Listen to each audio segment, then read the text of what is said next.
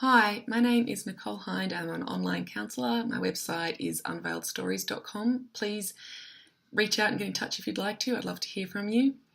Today I'm just talking about something that has been making me really angry, which is to do with how we treat people who are experiencing mental illness or breakdown or maybe some other kind of emotional experience. It might be just a timely reminder for people to remember that the idea of being functional and therefore like serving was pretty much born in the Industrial Revolution, which wasn't really that long ago in the scale of how long people have been on this earth.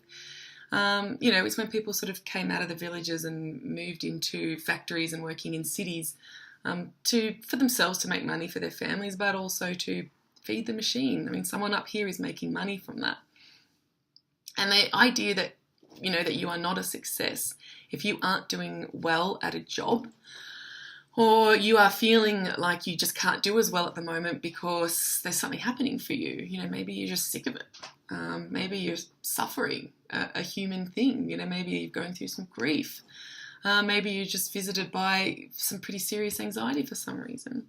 And if you're carrying around a personal failure story because you're not able to contribute to who you were serving before as well, it might be timely to just take a moment to reflect on that. And I'm being interrupted now by my dog, and she's contributing to my own failure story about not being able to make this video properly. Let me come back. So basically some questions that I would invite you to ask yourself when you are really kind of scared to tell somebody if you're suffering, if you're not feeling right, if you're not able to do your job that well. Even if your job means a lot to you. I mean, it doesn't mean that just because we do a job that it doesn't mean something, but it's also still that question around, who does this serve? Who does me feeling like I'm a failure serve? Who does me running on the mouse wheel, running and running without stopping and thinking at all, who does that serve? It sounds like a simple question, but if you really reflect on it, you might come up with some interesting answers, because quite often the answers are, it doesn't really serve me, and on a meaningful level it might not be serving my family and even people who rely on me. And that doesn't mean we abandon our personal responsibilities. If you have a mortgage or you have people relying on you, I mean, this is just the beginning of a thinking process. It's not saying chuck everything in and run off and do something else. It's just that thing of, if you're not feeling right, that's okay. You're a human being. This is the human condition. Sometimes we feel grief, we all experience grief at some point actually, and loss. So the fact that we can't find room for that is troubling, I think.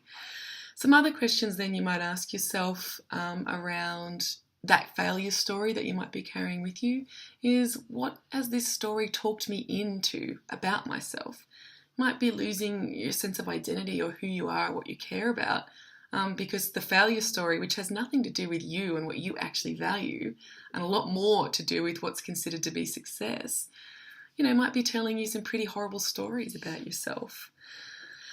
You might even ask yourself, how have I been recruited into the idea that I am a failure? So there's some questions there around even just the beginnings of that. Then the next step you might do is to be thinking about, can I take a position on that failure story? And you're positioning yourself almost outside of that, where you're kind of trying to look at it from a point of view of, well, am I taking a position? Would I stand for or against that story? If my friend was telling me this story, where would I stand? Where would I position myself? How do I find some balance between, my responsibilities, but also to find a bit more joy and meaning in life, and maybe to live a little bit more closely to the things I value?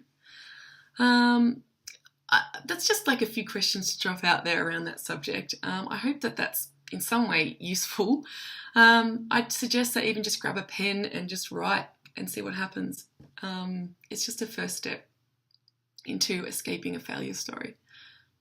Please get in touch with me if you're looking for a counsellor, or if you just want to jump on the blog. I'd love to hear from you. Bye-bye.